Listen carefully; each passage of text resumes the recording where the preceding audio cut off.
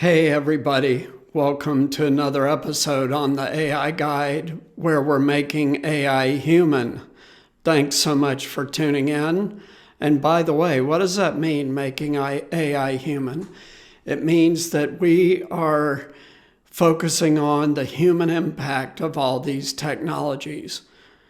What is AI and the associated exponential technologies of robotics, 3D printing, autonomous vehicles, and much, much more mean to people? And that's what we're focusing on. And today we have a great people story about AI, a really great story.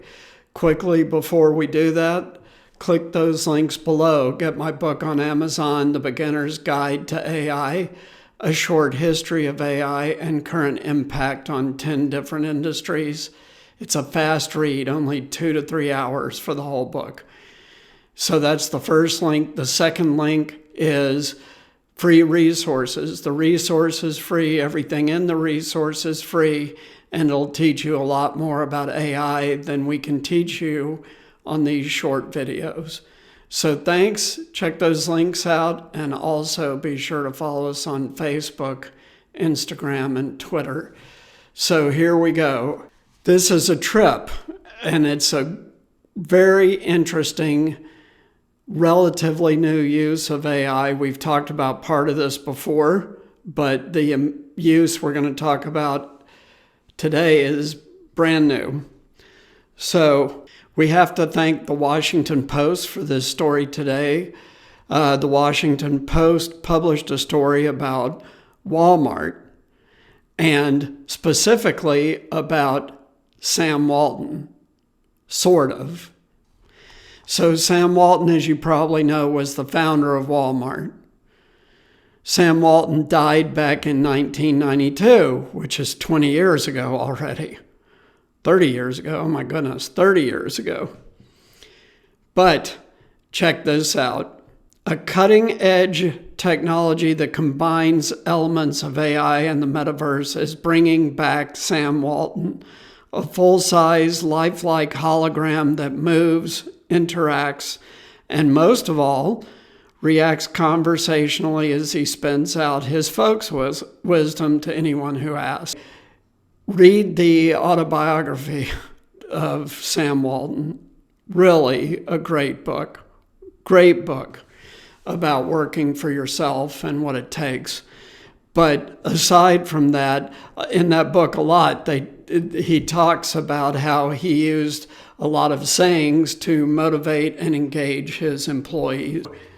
This is a brand new use of it. There is a Walmart museum that's only a mile from the corporate headquarters of Walmart in Bentonville, Arkansas, and they have introduced this virtual Sam Walton to talk to people.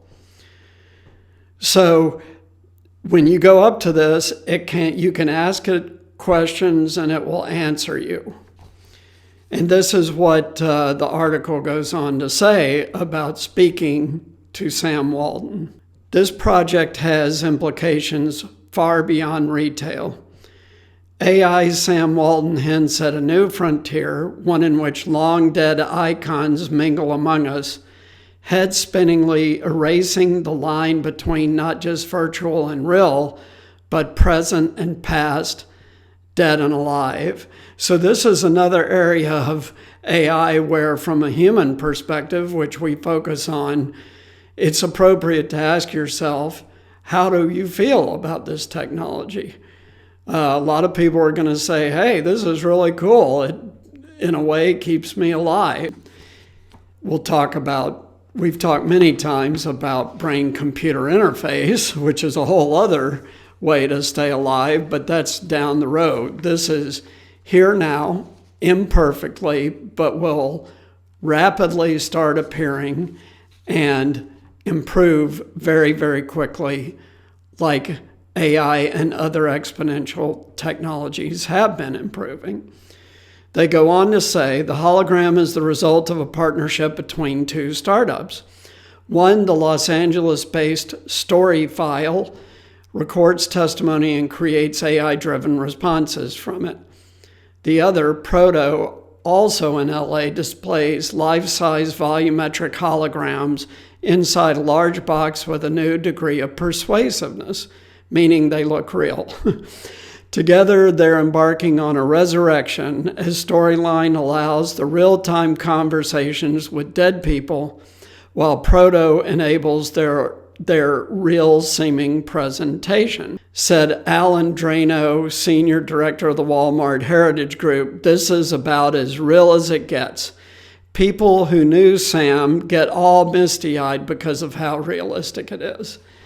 So check that out. Not only is this very, very interesting technology, but it has a direct emotional impact on people who have known that person, or even it could have a direct impact on people who have not known that person, and we'll talk about an example of that in just a second.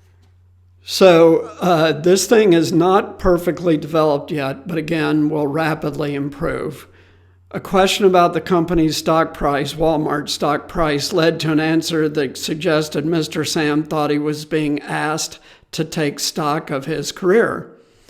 And he deflected several inquiries whose answers should be easily retrieved. So we all know that voice recognition is not quite perfect yet. It is so much better than it used to be that it's crazy. When I first got my first iPhone and used Siri, it would misunderstand the majority of things that I said. Now Siri rarely misunderstands what I'm asking for information on. So this will improve for this kind of AI use as well. For Storyfile, Mr. Sam grows out of roots of Storyfile as an archival company that has collected and fed into the AI scores of testimony from Holocaust survivors and Japanese internment camp victims.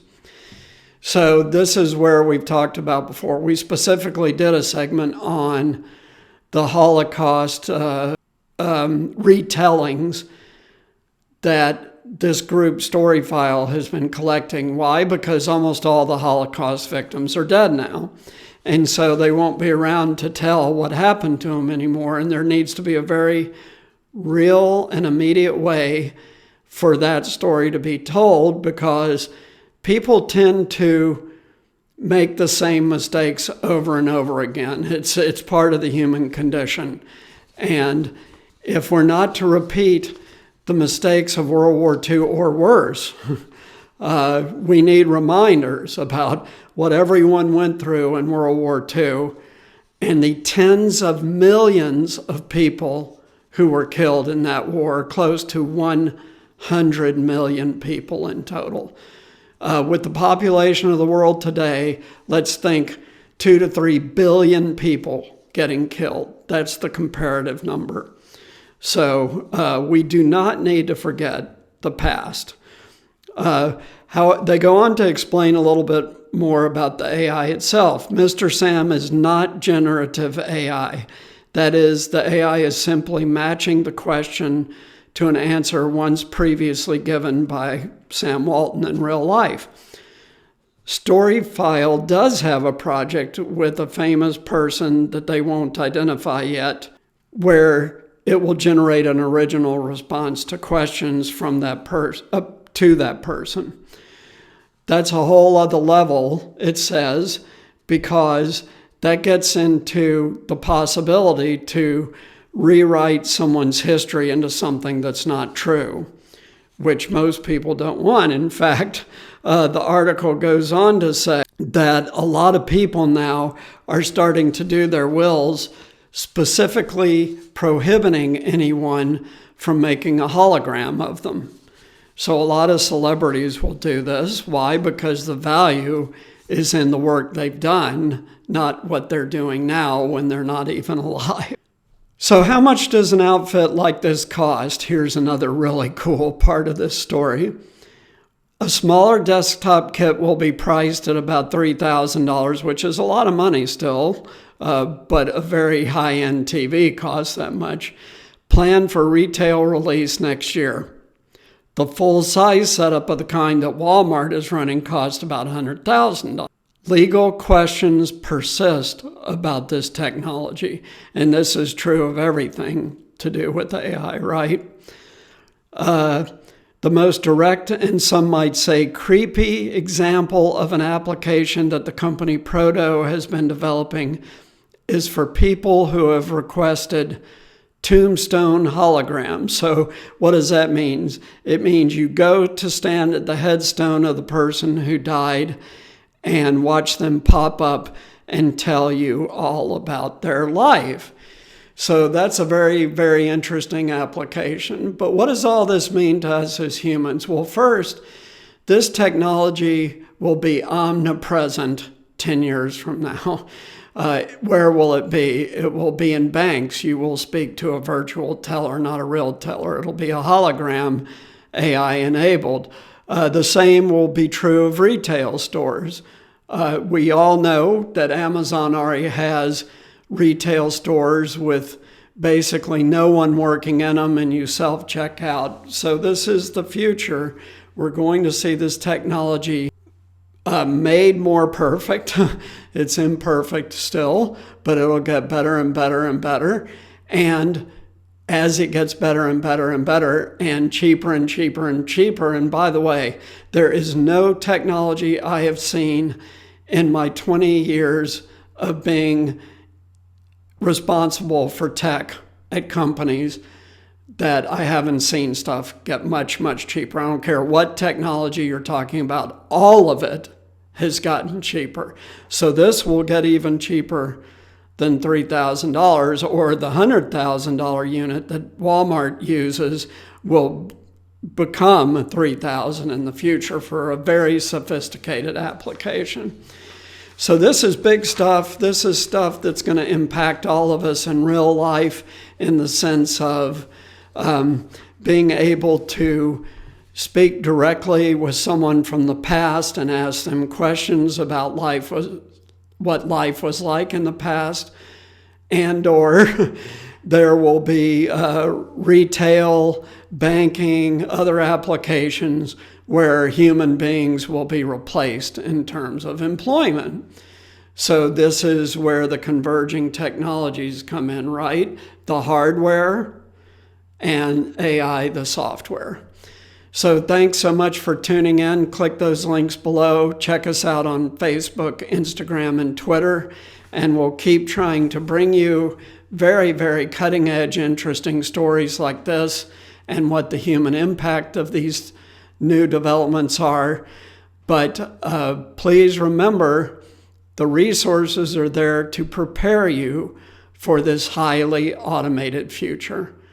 Thanks again for tuning in. Take care. Bye.